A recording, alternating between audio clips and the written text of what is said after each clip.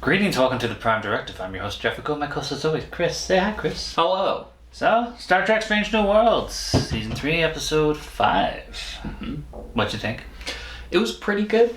Yeah. It was pretty good. It was alright. Yeah. I mean, there's some science. Mm-hmm. And there was some interesting fights. Mm-hmm. And I will complain about them. As you do. Let's complain. Yes. I mean, I know you guys have been spending more time, getting closer these last months. No, please, don't be one of those women. This is why I don't do this. Oh, me? No. Oh, heck no.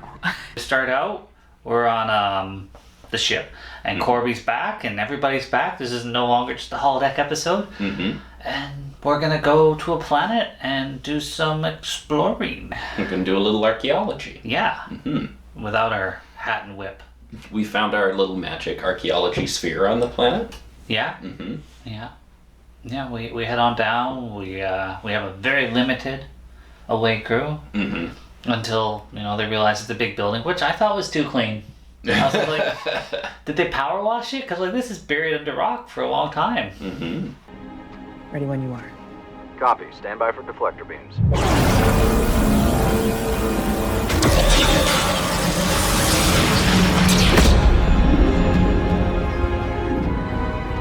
Christine goes up there and lets herself get pricked. Put a little blood to open the door. Gets herself scanned. Go inside, they find a couple guys that died of starvation, which I think is ridiculous. Okay. Because, one would eventually eat the other.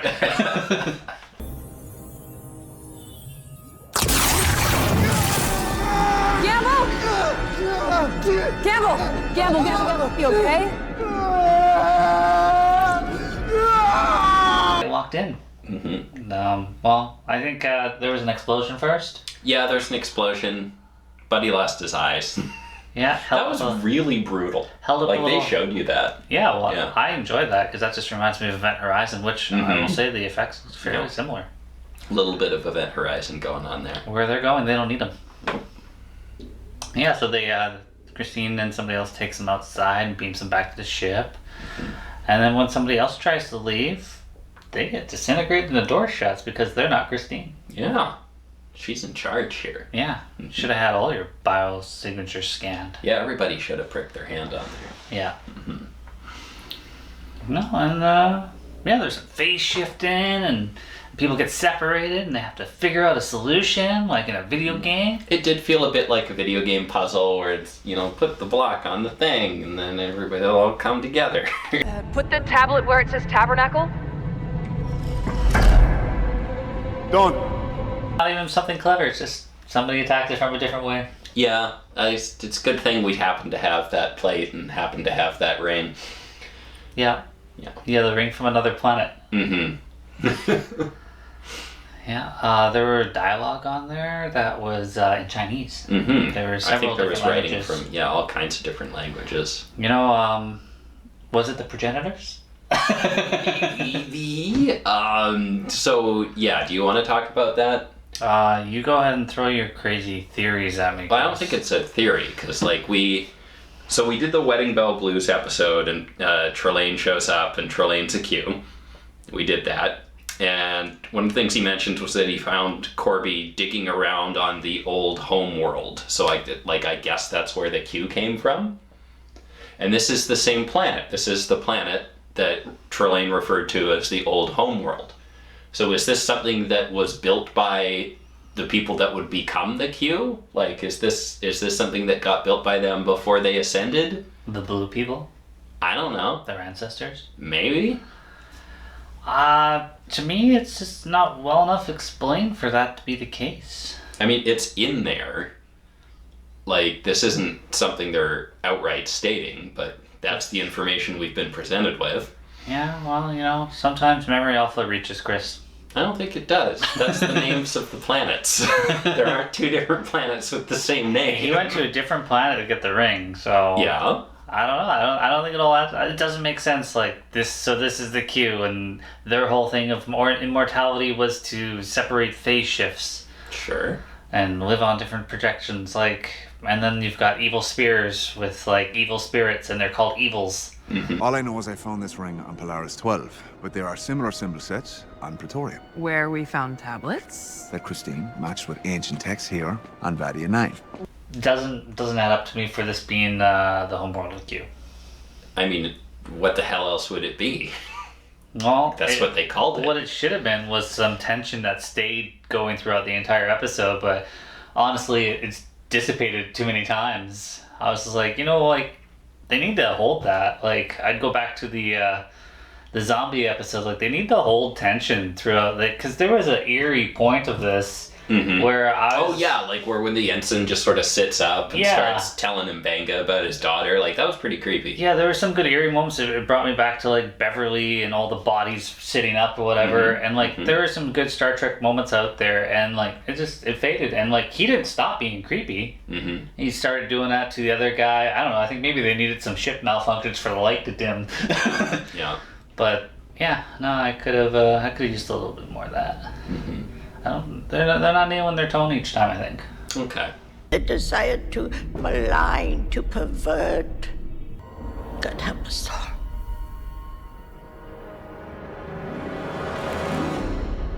You want one for the camera? I didn't appreciate the joke at the end with Pelia. Like, she gave a pretty good speech there. And then she's just like, do you want me to do that again for the camera? I'm like, this isn't Marvel. Please stop doing that. Yeah. Everyone is so sick of that. Please stop. Undercutting everything with the joke. Yeah. When she shot Anson, dude, like, there was a different sound. And I think it was a makeshift phaser that she has. Could have been. But no, everyone was reacting to whatever the heck was in there very strongly. Pelia's freaked out about it. She's ancient. Whatever Gorn bits are still in Batel are freaking out about it. Yeah. And I'm not sure exactly what Spock saw. Well, it was the same Gorn thing that snapped at him, so I figured it was a Spock thing, but maybe there are evil Gorns, but because of the way Blind Dude reacted to Pelia, not Pelia, Batel. Yeah. Yeah. I assume that there might be some ancient feud going there. Yeah, it definitely seems like the Gorn really hate whatever the hell this is. But, like, specifically what Spock saw, I wasn't sure if he was, like, what was in there was a Gorn. Because, like, the Gorn image kind of appeared over the grenade ball thing. Or if that's supposed to be, like, whatever Gorn impression is still in him from the mind meld was reacting to what was in there. Which might kind of make sense. Because, if it was strong enough for Batel to react to it. So maybe that's what that was. There's no other way to put this. Your brain is dead. The scan shows entire lobes, electrons, neurons, all shut down. I'm not dead. Take a breath. No, but you say that. I really enjoyed Banga and the Ensign, and it's just like, yeah, like, your eyes aren't regenerating, I can't figure this out. And it's like, you don't have any brain patterns right now. Like, your brain is dead. But I'm not dead. Like, that was some good shit. Yeah, I think the reveal that he was actually, he just fucking died immediately was pretty cool. Yeah. The part of him was still there, Chris. No, I don't think it ever was. Oh, you just I think he was manipulating? just being messed around with. Yeah. Yeah, I don't know. It was interesting nonetheless. So we got this little parkour fight scene. And she went all lizard on him, and I was just like, wow, she brings that side out in the bedroom for Pike, he's probably going to like it. But that was kind of the reveal that I wanted, like, when I was saying, like, lock her in a room with somebody and have her snap and kill them. Like, I don't know, that would have been cooler than, like, what this was. She's really been hanging out for a while, though. Well, honestly, after today, I don't think they should give her a command. No, I don't think they should, but I might like, revert to lizard. It's been a few months since the last episode, I think they said. Oh, okay. Yeah. She's Time really jumping. been hanging out, yeah. Yeah, well, yeah, I didn't think she had that much longer. She was already packing her bags. Yeah. But then again, she was also almost dying. Yeah. Yeah. So, like, I guess we just solved that with the flower? Mostly. I guess. Yeah. As long as she doesn't go near any ancient evil spirits, she's fine. Is there an episode, like, a month ago that we missed? Vezda, Captain. she can sense it, which again, like, to me takes away from the Q thing, because I was like, what does it have to do with the Q? Like, evil spirit taking over a person, which we saw also was part of the ship later. It was messing with the wall. Yeah. Well, we speculated that these might have, you know, come through the doorway or whatever once they started messing around with the interdimensional type stuff. You know, this might have been something that showed up once whoever built the prison, which it seems to be implied it was the proto-Q whatever. Seems to be implied. I'm just saying, with Korby's accent, and now we've got this ghost, for a better lack of a term, maybe we could have some anaphasic radiation. Oh, no. Korby could light a candle. It would explain. Oh, no. See, I'd rather it be that than the Q, right? Like, well, it would also help put distance between him and Chapel. Be like, oh, I lit the candle, I'm not into you anymore. Yeah. Yeah. We talked about this before. I don't need them to over-explain shit. Yeah. The Q or the Q. I don't need to know. I don't need to know exactly what happened they're here. gonna go back and they're gonna explain why the Q and the Borg and this and that. And... Nakia, what a beautiful name. It's a shame you had to let her go. I never told you about Rukia. You're right. For whatever reason, I honestly wouldn't mind a history of the Borg. You got that in Enterprise. No, you didn't. You got to see them evolve. A little bit. I wouldn't... That would be kind of good as like a little mini-series or something. Okay, like, well, whoever I can tell you to go watch a show that is that. Oh? It's called Caprica. You want to watch the rise of AI. No, I think that'd be good as a little mini-series. Like, whoever in the Delta Quadrant was messing around with this nanotech, and what were they trying to do, and then they accidentally to Borg. Like, give me 3 episodes. I feel like we've seen that. Like, I've seen enough Star Trek that's kind of explained that. I've seen enough sci-fi that's shown me similar things to that. Yeah. But yeah, no, if you want to, like, don't use any of the writers that I've seen so far. Maybe even a showrunner like a Terry Matalas who knows Star Trek lore, or even Mike McMahon. Me a little quick 3-episode miniseries instead of Section 31 movies, because it'd be far more interesting. I'll tell you. What if it was that? What if it was anything else? Okay, that doesn't matter. No, we're not talking about that. One thing that I really did like in this episode is, so Ensign Gamble or whatever, he is just the red shirt for that mission. It's like the main crew and a random ensign being down to the planet, right? Yeah, when they had to test the door again, I was like, you needed more red shirts. Yeah, but like they actually have been showing you the backstory and the history of this random red shirt for a few episodes. Yeah. And like all the red shirts have that background in history. Like somebody was like, you know what, buddy, you should go. You've been working real hard and you deserve it. You should go on to this away mission. And then 5 minutes later, they're just like, blah. Yeah, I thought it was kind of predictable. Like, it was he's narrating the episode. I was like, this guy's gonna die. It was kind of an Arium thing, but they've actually characterized him this time. I just sort of appreciated that, like, we've given some characterization to the red shirt. It was interesting. It does kind of suck that he's not around. He was cool. He was happy. He was happy being there, but I thought it was interesting. We haven't really done that kind of thing before. They're learning lessons of like, hey, you can't put a cardboard cutout on the bridge and expect people to think that's a character. Mm-hmm. So, you know, you got to throw some character stuff in there. Mm-hmm. He reached through a force field, Chris, and he choked it, broke a man's neck. Yeah, that was weird. I don't know how the ghost did that. Yeah, well, in a body. Mm-hmm. Bodies aren't supposed to be able to go through. I don't think they should. I mean, you could push against it if you've been genetically altered and maybe mess with it, but... Yeah. She wants to tell you what's hurting her. Who told you that? You did. You let me die alone. Some kind of ghost power. Yeah. Whatever it is, the same thing that's messing with the computer, whatever that is. You know, I got a bit of a Doctor Who vibe from that. My brain's dead. Okay. Yeah. Is that what happens when you watch Doctor Who? Well, today it is, but in the past it was like the library or like, you know, the Weeping Angels, like cool little eerie things like that. Mm-hmm. Chapel? Chapel? She's asking Spock, she's like, hey, things are weird, we should probably talk about it. Mm-hmm. No. Are things that weird? Spock seems like he's doing all right. Yeah, she seems like she wants details. Yeah. She's just like, I hear you and Luan have been spending a lot of time together. And he's just like, yeah, she's a good dance instructor. And they're like, and the other thing? Oh yeah, she's great.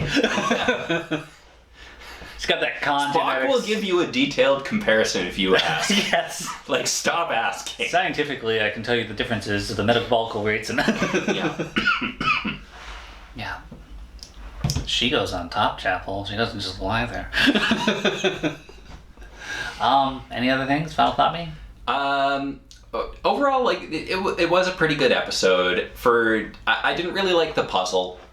It just felt a little too easy, a little too convenient. Oh yeah, put the tablet down, put the ring down, boom. Yeah. I liked a lot of the other stuff that was going on. The stuff with Ensign Gamble was largely quite good. I'm interested in seeing where this goes. We've I guess we've introduced kind of another big bad. Like, is this going to be the season?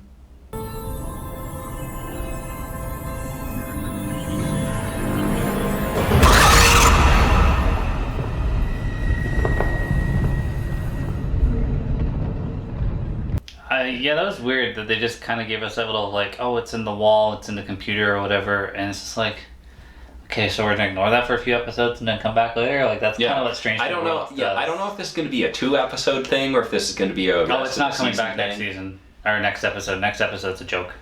Oh yeah, but like, is they'll do this that, going to like, be transition. solved? Yeah, is this going to be solved in 2 episodes, or is there going to be more? I think when they're just like, all right, guys, what do we do this episode? Why don't we bring that thing back that we put on? I'm Dr. Joseph Mbenga of the USS Enterprise. I've asked to be the one to call you. It's about your son, Dana Gamble. There was good stuff and bad stuff. I think most of the stuff with the ensign I liked. Yeah, the actual puzzle solving was not great. I guess the initial realization that it was sort of overlapping dimensions and the camera could see them all was kind of cool. I would say, like, does this show rely too much on background backdrops of the CGI screen variety? Because, like, I could have used some more things in that prison happening, but it was just like, no, it's just the wall. Yeah, it doesn't feel like much of a space, right? Yeah. Like, they show you this big expansive thing, but we're only going to walk around in this small area. It doesn't feel like we used to have sets. It used to be there. Yeah, like I felt that this episode was like, we're lacking the feel of a set and the styrofoam rock. Mm-hmm. And Abraham Lincoln, where the fuck is he? Maybe next time, but yeah. We got the vestibule.